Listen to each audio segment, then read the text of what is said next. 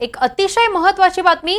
विधानसभा निवडणुकांच्या पार्श्वभूमीवर राज्य सरकार येत्या 2 दिवसात परदेशी गुंतवणुकी संदर्भात मोठी घोषणा करणार आहे। रत्नागिरी जिल्ह्यात संरक्षण क्षेत्रात तब्बल 10,000 कोटी रुपये गुंतवणुकीचा एक मोठा प्रकल्प येऊ घातल्याची माहिती राज्याचे उद्योग मंत्री उदय सामंतांनी दिली आहे। याबाबत एका जर्मन कंपनी सोबतची चर्चा अंतिम टप्प्यात असून येत्या 2 दिवसात त्याबाबतची अधिकृत घोषणा केली जाणार आहे। याशिवाय नवी मुंबईत देशातलं सर्वात मोठं डेटा सेंटर उभारलं जाणार असून त्याबाबत टॉवर नावाच्या कंपनी सोबतची चर्चा यशस्वी ठरल्याचंही सामंत म्हणाले।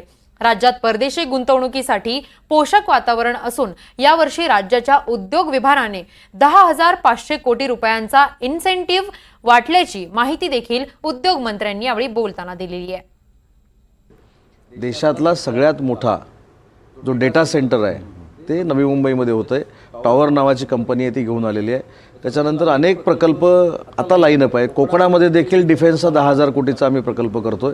आजपर्यंत कोकणावर असं एक ठपका होता की आम्ही कुठच्या प्रकल्पाचं समर्थन करत नाही। आज माझ्या मतदारसंघामधल्या माझ्या जिल्ह्यातल्या लोकांनी समर्थन केलंय। कोका कोलाची कंपनी आली, त्याच्यामुळे उद्योजकांना जे पाहिजे ते सरकारनं दिलं, जो इन्सेंटिव्ह पाहिजे तो सरकारनं दिला।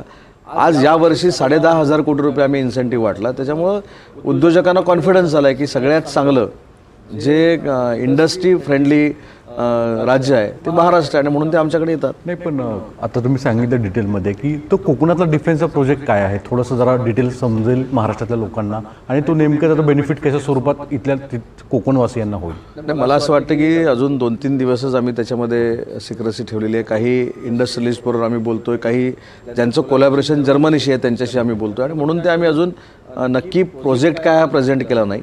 परंतु एक मात्र सांगतो की हा जो रत्नागिरी जिल्ह्यामध्ये प्रकल्प होतोय तो देशाच्या हिताचा असेल।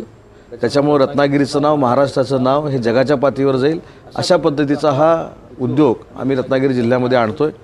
अजून एक निभे डिफेन्स इंडस्ट्री म्हणून जे आहे त्यांनी 1,000 कोटीचा प्रकल्प रत्नागिरी जिल्ह्यामध्ये आणण्याचा ठरवलेला आहे। केन्स नावाची सेमीकंडक्टरची कंपनी आहे, तो देखील प्रोजेक्ट आमच्याकडे येतोय।